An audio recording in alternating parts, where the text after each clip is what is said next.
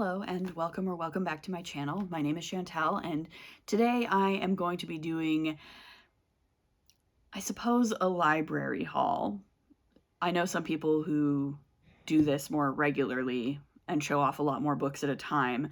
I do not get that many books from my library all at the same time, but I do have several checked out from the library right now that I'm very excited about, and I want to talk about these books and why I'm excited about them because they're all very recent releases, like within the last, I'm going to talk about 5 books, and 2 of the books are 2025 releases, so they're less than a year old, and 3 of the 5 books have all been released in 2026, so they're all releases from the past, 3 months, or less than 3 months. So these are all newish releases that I'm really excited to read, and I also just want to take a moment to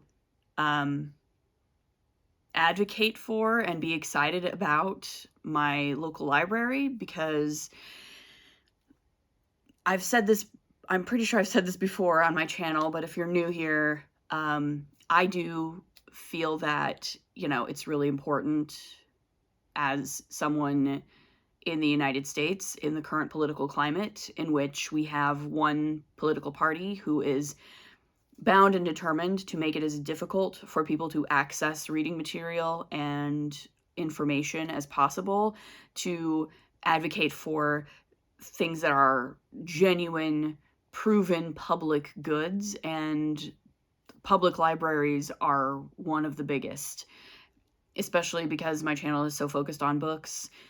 I cannot not talk about libraries. I like to make use of my local public library. I have a very good one, and I really enjoy doing it and using it, and I just think it's important to do that. I think anybody who has a platform like this is kind of obligated to say something about it, especially, again, in the current political climate where book bannings are really, they're really trying hard to make it hard for us to read a diverse range of books from diverse authors.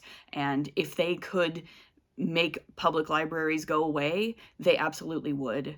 That is something I absolutely believe in my heart of hearts, is that if public libraries didn't already exist, let's put it that way, if public libraries didn't already exist, it would be very difficult, if not impossible, to create them in this current political climate. And so I want to talk about and advocate for libraries as much as possible.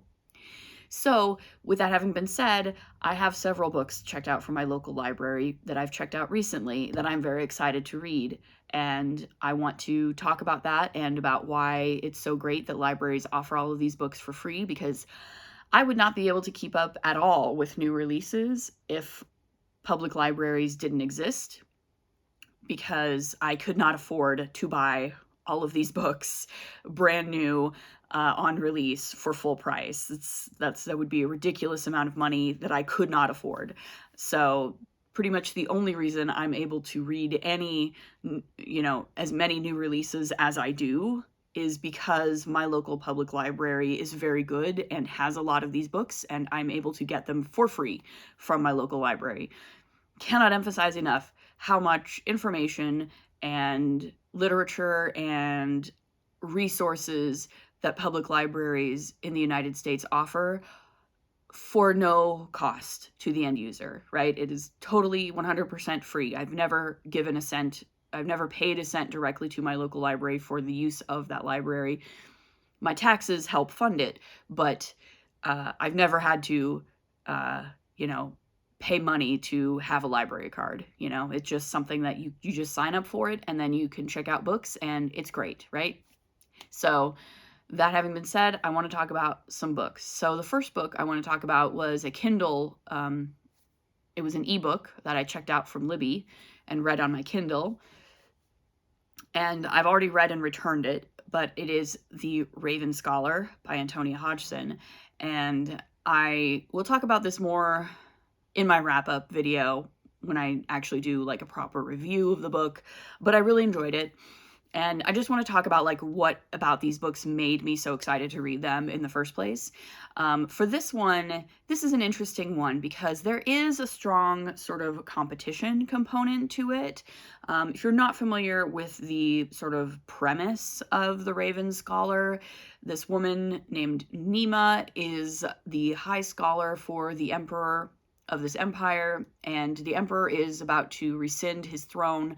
And in order to do that, there is a competition between the various monasteries. Each one is represented by a different animal, and each one sends a representative to this competition, and they are all vying for the throne, right? Whoever wins this competition will be the next emperor. That is how succession works in this country. It is not a hereditary thing. And Nima finds herself caught up in this when one of the contenders is found dead. And she is tasked with finding out what happened. It becomes pretty clear pretty quickly that it was a murder. So she needs to find out who did this and why. And so she gets embroiled in this political situation, and she also becomes a competitor in the competition to replace the competitor who was killed. So I will say that the competition aspect of this book does not necessarily appeal to me that much. I'm not really a competition story kind of person. It's not really my thing. I'm not really interested in that usually. But what I was interested in was the sort of murder mystery component and the political component of it. I love a book that is steeped in political intrigue. If I'm going to read a book about powerful people making decisions that affect the lives of lots of, less powerful people, I want there to be lots of political intrigue and lots of infighting and backstabbing and that kind of thing going on, and this book absolutely delivered on that. I loved it. I was really enthralled. I also really enjoyed the pantheon and the religious aspect of it, the different sort of gods, I suppose, that they speak to or worship. Is really interesting, and the way that the magic works is really fun as well. And it was very good, very well written. I had a great time with it. So that was the first of these 5 library books. The rest I'll have here because I have them in physical editions. So the next one, which I'm now currently reading, is a new release. It's The Poet Empress by Shen. And this is also a really interesting one. I am not sure I would have latched onto this the way that I have if I didn't see some early reviews from some booktubers talking about it and how great it is. And the reason why I might not have picked it up otherwise is simply because this clearly looks like a romantasy. It's published by Bramble, which I believe is Tor's romantasy imprint. And it's like this, everything about the presentation and marketing of this book says this is an enemies to lovers romantasy kind of thing. Even the blurb kind of a little bit suggests that it might be, but it's definitely not.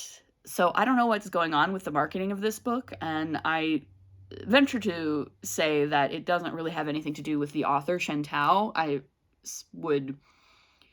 strongly suspect that Shen didn't really have a say in how this book was marketed. She's a first-time author. This is her first novel. This is her debut. And so I doubt she had really any say in any of the marketing or presentation of this book. But it's lovely. It's literally covered in glitter. The end papers are gorgeous. It's got shiny sprayed edges. So it looks like a romantasy, but it is definitely not. This is a very dark, political fantasy. Again, very political. This is about a young woman who is from a small village. It's based on Chinese history and legend, and she her family has been suffering greatly from this famine that has afflicted the land, and when she is given the opportunity to vie for a place as one of the concubines of the heir to the throne, she jumps at the chance, essentially in order to save her family, right? She thinks if she can gain the ear of the heir to the throne, that she may be able to help her family survive this famine. And she sort of accidentally finds herself in the position of Empress in waiting. The heir to the throne chooses her as his future Empress, so she is like at the top of the heap in the rankings of the concubines. Unfortunately, this man that she has found herself betrothed to is a horrible person who is violent, abusive, and sadistic, and he tortures her a lot. Keep in mind, our main character is 16 years old. This is a lot. It's a very dark book. It goes to some very dark places. There's even a very strongly worded content note at the beginning of this book, so you should watch your trigger warnings if you try to get into this. I'm about 2/3 of the way through it now. And it's very interesting. The premise of this book is that she decides that she must kill this man, because if he becomes emperor, he will be a tyrant, right? He will be a despot. He will commit atrocities. He's already committed atrocities, and she feels that she has to kill him. And there's only one way that she can kill him, and that is to become literate, which is illegal in this world. It's illegal for a woman to become literate, and she has to learn literomancy, which is the magic in this world, which is literally writing poetry that are spells, that are magical spells, and that's how magic works. And she has to compose a poem that will get at sort of the heart of him, and that will be able to kill him. And so this has a lot to do with struggling to find your autonomy in in a system that does not value women at all, right? Except for their childbearing capabilities.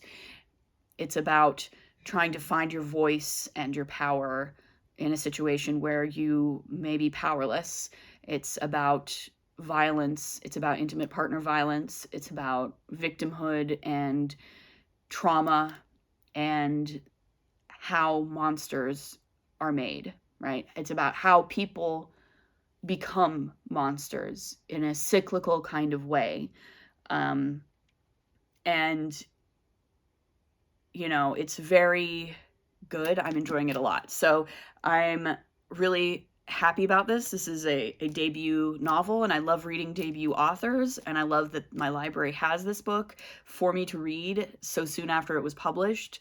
And I can't wait to see more from Shen, frankly. So yeah, that's this one. The next book I have on deck that I'll probably be reading right after I finish The Poet Empress is The Red Winter by Cameron Sullivan. And what appeals to me about this is how dark it is, how I love a historical fantasy, which this is. I feel like this has some horror elements to it. This is about a beast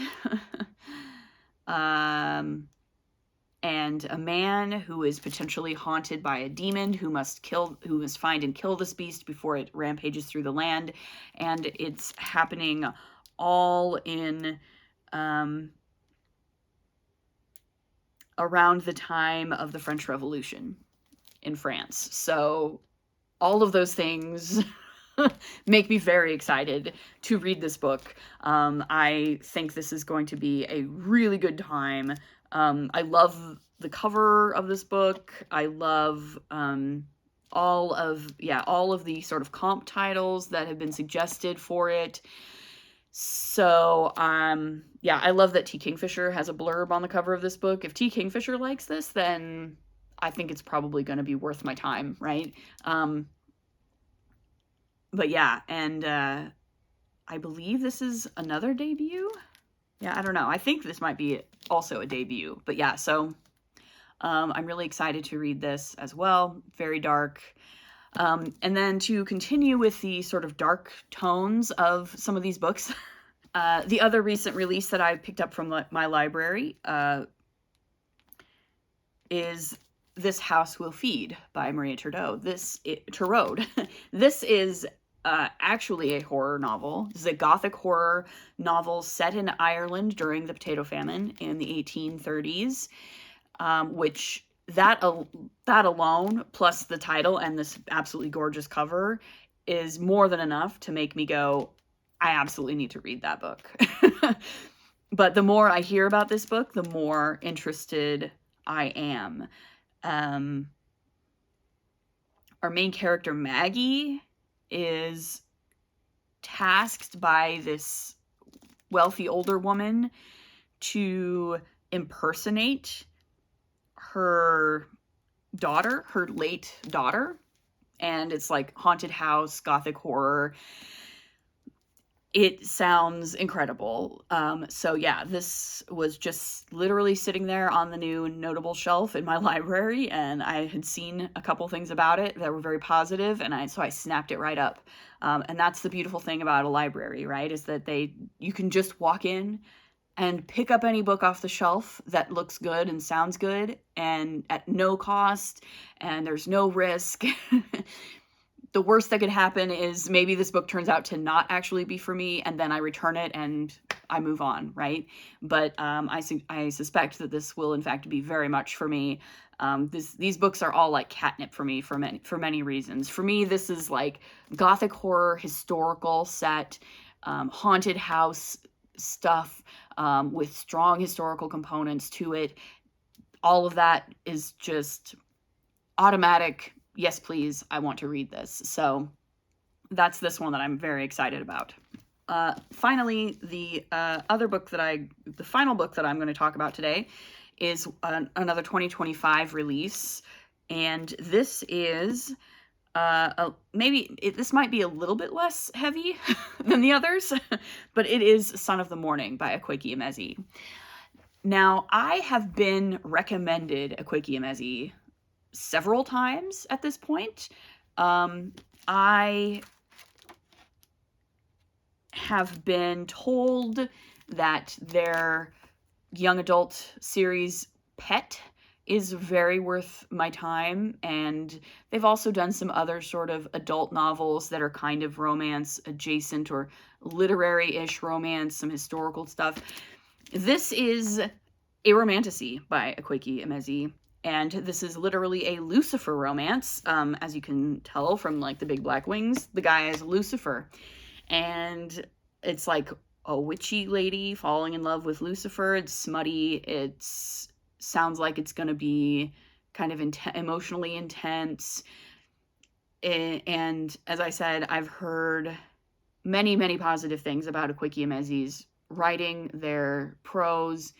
And so this is like, I am a sucker for a sort of fallen angel kind of romance. I'm always here for that. I'm here for a Luciferian kind of thing. You know, if he's like Milton's Lucifer, then I'm into it. I'm here for it. And so that is why I'm really excited about Son of the Morning. I want something that's, smutty romance, fallen angels, magic, plot. There's stuff going on. They have to save the world together. A steamy paranormal romance set in the Black South. So, it sounds incredible and super fun. So that's also another one that I'm very much looking forward to. And again, my library just had this. They just had it. And so that is great. So all of these books cost me $0, and I'm probably going to enjoy them very much. And that's why libraries are awesome, and you should make use of your local library if you have one available to you. So that's what I've got for today. Let me know in the comments below if you've read any of these books, if you're excited about them, which one you would be most interested in reading, etc., etc. Let's talk. Let's talk about libraries. What is a recent great library find that you have found at your local library? Let me know. And yeah, otherwise, like if you like this video, subscribe if you want to see more, and we'll see you in the next one. Bye.